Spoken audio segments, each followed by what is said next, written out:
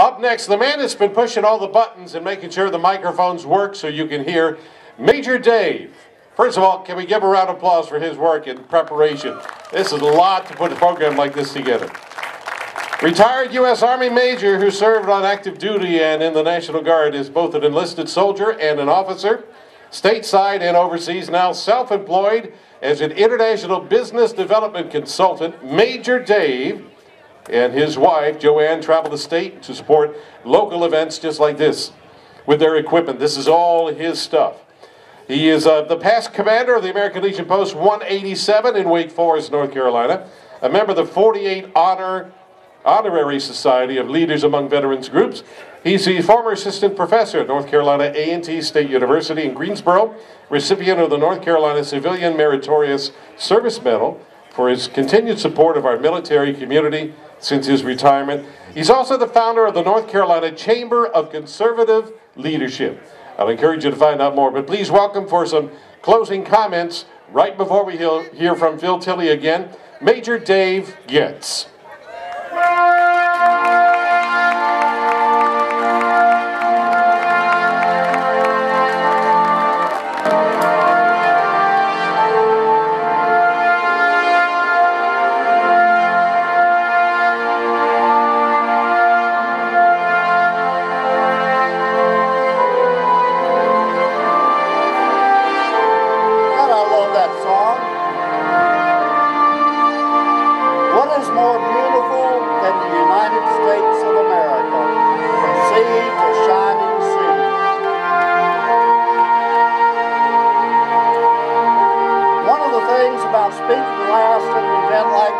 Everybody else has already said what you were going to say. So I'm going to try to pull it all together for you, but before I do that, there's something that I am just bound to do. It's in my heart. There's somebody I want to bring up to the stage that's been instrumental since 2010. Gary Giersdorf, where are you? Will you come join me on the stage, my friend? Many of you may not know, Gary used to be a resident of King. He now lives up in Virginia. But he was the person who put up the first Facebook page way back then to bring attention to what was going on. He's how I found out about it. And I made a portrait of the statue with the logo. I've had it signed by all the guest speakers here today. And I want to present this to Gary to show my personal appreciation, and I hope yours too, for all he has done to stand with his former neighbors in King.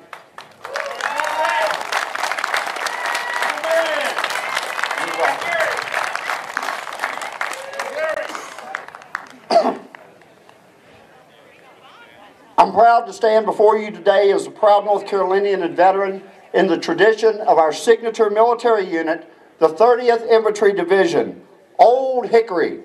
And I stand with this hickory walking stick presented to me by Colonel David McMillan, former Commandant of the North Carolina Military Academy. Each year he goes out in the woods and he cuts a branch, skins it and hand polishes it throughout the year, and then presents it to the most improved candidate in each class. I value it more than any medal I have ever received, because it reminds me that North Carolina is always sturdy and steadfast in the defense of liberty. We aren't called the battleground state just because of elections. From the Mecklenburg Declaration and the Halifax Resolves, North Carolina has always led in the fight for liberty, and today is no exception. Liberty is fast becoming a prisoner in our own homes as the only place it's secure. The movement to stifle and silence us demands that we have no say-so in the moral and religious health of our communities, especially through our elected representatives and the laws they pass on our behalf. Today is a time for deciding, who are we really as a people, as a state, and as a nation? The preamble to our state constitution says it quite plainly. And if you know it, feel free to recite it with me. We, the people of the state of North Carolina, grateful to Almighty God, the sovereign ruler of nations, for the preservation of the American Union and the existence of our civil, political, and religious liberties, and acknowledging our dependence on Him for continuation of those blessings to us and our posterity, due for the more certain security thereof, and for the better government of this state, ordain and establish this Constitution. My friends, today we are living through the biggest period of decline in our nation's history. Our economic decline and our waning international influence are eclipsed only by our moral decay. The liberty of a nation founded on what it would not tolerate is being destroyed by those of us among us who demand that we must yield and be tolerant in the name of liberty. Our founders didn't fight for our Constitution. It wasn't even written yet. No, they fought for God and country. Millions have put on her uniform and given that last full measure of devotion for that exact same reason. Much is made about this display and the cross on it. I ask you, what do we know about the soldier kneeling there? Is he an atheist? Is he a Christian? Is he a Muslim? We don't know. All we know is that it says he felt enough to stop and kneel and pay his respects to a fellow soldier who happened to have given his life in that battle, who happened to be a Christian. That is the message of that sign.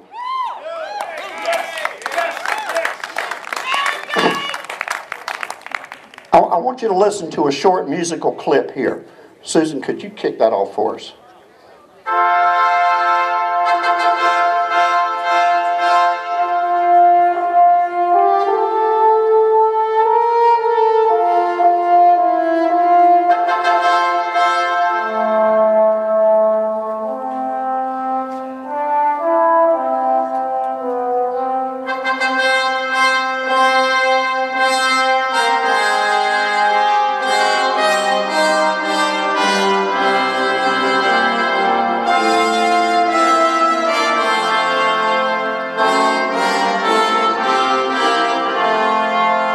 Do any of you recognize that melody? Close. My friends, did you know that we have a national hymn? And you just heard it. It is called God of Our Fathers, originally written in 1876 to celebrate the 100th anniversary of our Declaration of Independence. And it became our national hymn about 13 years later, when it was also used to celebrate the centennial anniversary of our Constitution. It's an official, religious, national hymn in honor of our Constitution. So much for separation of church and state. No lyrics describe us as a nation any more clearly than the lyrics of that song. This describes who and what we were proclaimed to the world to be and told the world by our founders. Be thou our ruler, guardian, guide, and stay. Thy word, our law.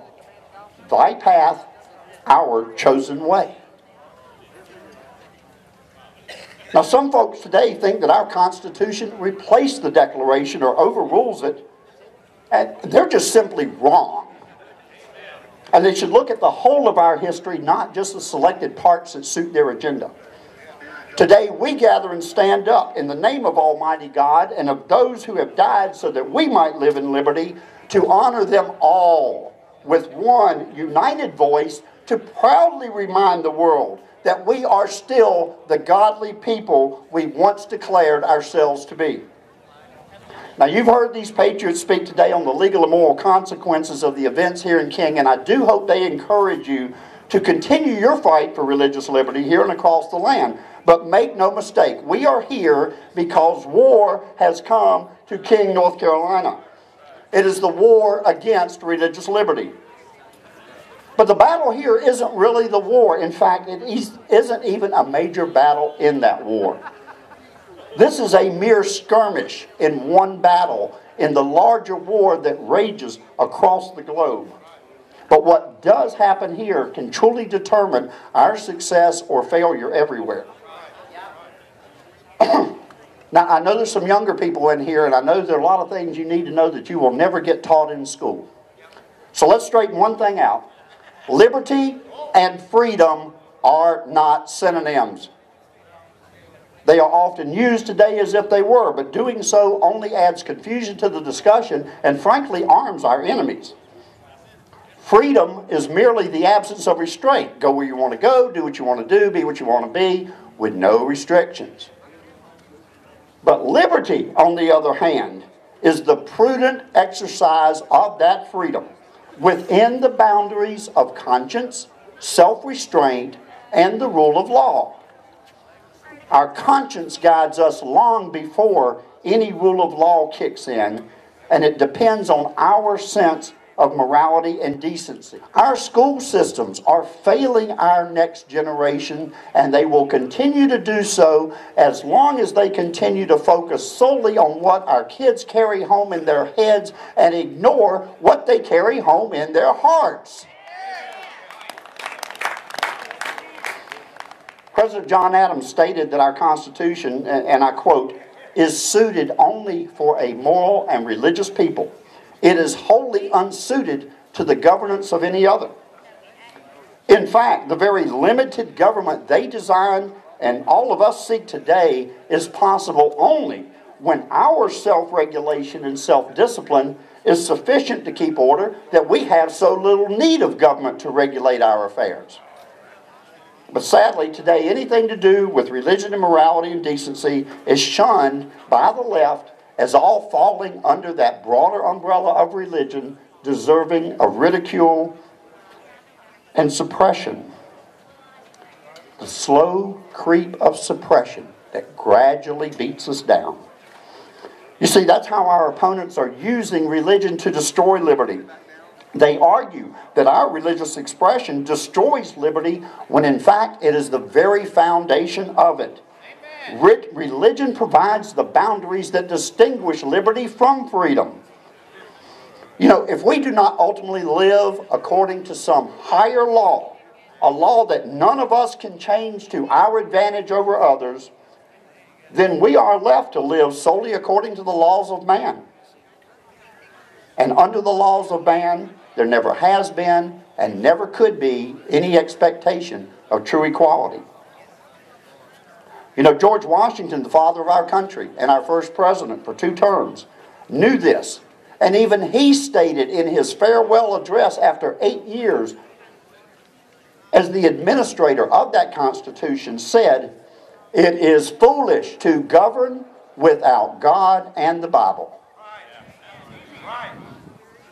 Now, many of those who spout that the founders were atheists, deists, agnostics, wanted nothing to do with religion, simply choose to ignore such official proclamations and historical facts. I look at it from this perspective. The whole notion of individual sovereignty that we each possess over our own lives comes from our relationship with our Creator, our obligation to one day answer to Him for it, and why we the people hold the ultimate power in this land. Sovereignty flows from God to we the people to government, and it can only be preserved in that order. Government can no more be sovereign over we the people than we the people can be sovereign over God. Nowhere is this more clear than in our own Declaration of Independence, and feel free to recite this along with me. We hold these truths to be self-evident, that all men are created equal and endowed by their Creator with certain unalienable rights, that among these are life, liberty, and the pursuit of happiness. God did not give our rights to government to pass along to us. He gave them directly to us. And what He has given to us, no man or no government can rightfully take away.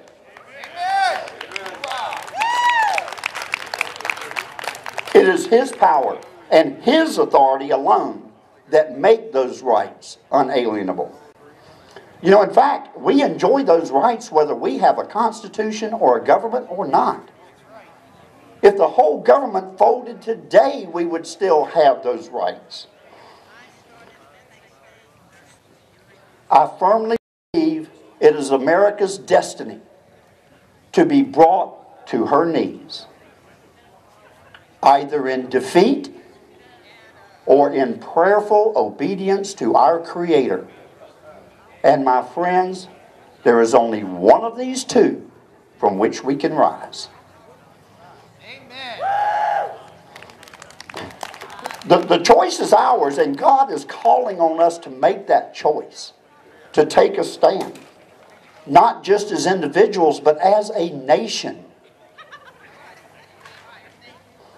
You know, we should all be reminded that at Valley Forge, all measures of war said we were going to lose. And those colonists followed the example of their civilian and military leadership, and they turned to God in prayer. And in answering that prayer, God shone a light on the pathway to victory for them, and He is showing one for us today. The hand of Almighty God brought us that victory, and with it our blessings of liberty. And I say to you today, if you turn to God, He will answer us in the same way. If we humble ourselves and call upon His name, He will heal our land. You know, quite frankly, and I listen, you know me, I sit on Facebook and I listen to the opposition, and I argue back and forth with them constantly. And the socialists, the atheists, the secularists, the historical revisionists, they seem to tell me that the only thing our Declaration of Independence really needed to say was, "Dear God, thanks for the victory, the rights, and the liberties. We'll take it from here." They totally ignore the continued references throughout our history, and not just the references, but the actual occasions of manifestation when divine providence interceded on our behalf and brought us to where we are today.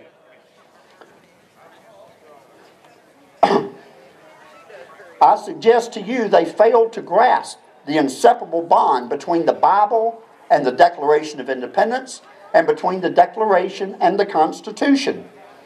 Quite frankly, that Constitution is but one means to an end to define a form of government among many. So think of the two documents this way.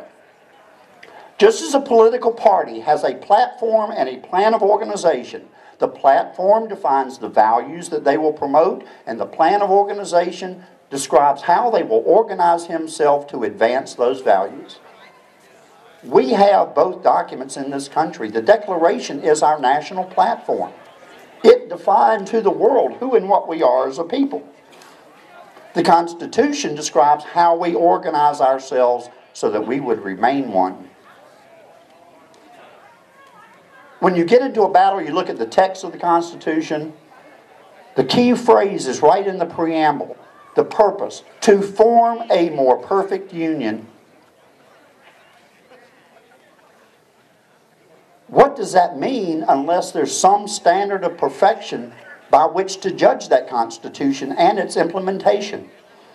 Our founders knew of only one such standard. That standard was and is Almighty God Himself, and they proclaimed it on our behalf as self-evident truth. Today it is us who are called to stand up for God and country. So let the world see from this gathering today that we the people assembled here have answered that call. From near and far you braved the cold to do so, and I salute you for it. But this rally is not all about you listening to us. In just a minute, we're going to hear from some of you. Your voice, by your presence here today, sends a signal loud and clear. We will not be silenced or subdued.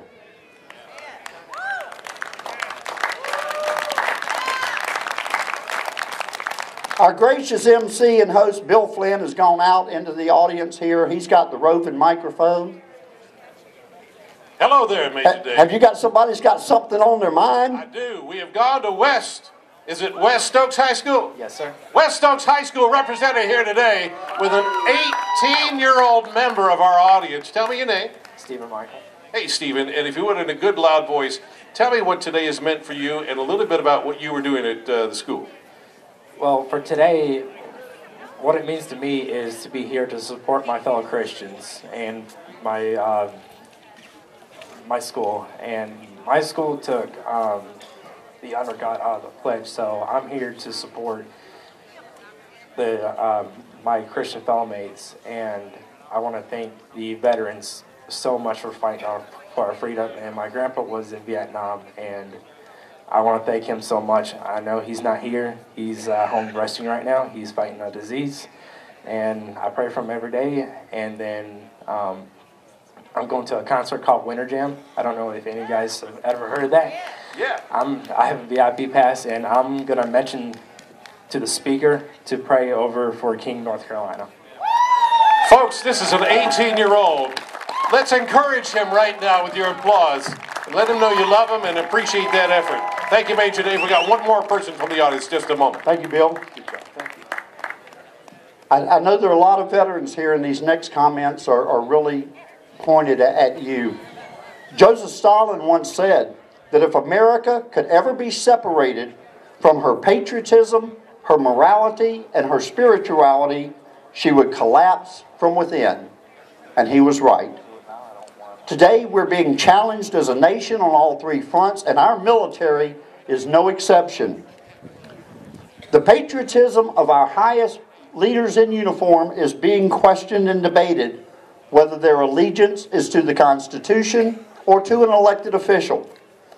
Their ranks have become a moral test bed for embracing what was once held as totally immoral, indecent, and unacceptable in civilized society. Their chaplains are being regulated into silence on the very values on which this nation was founded. Now, I know this next statement may rub some folks the wrong way, but I'm absolutely bound to say it.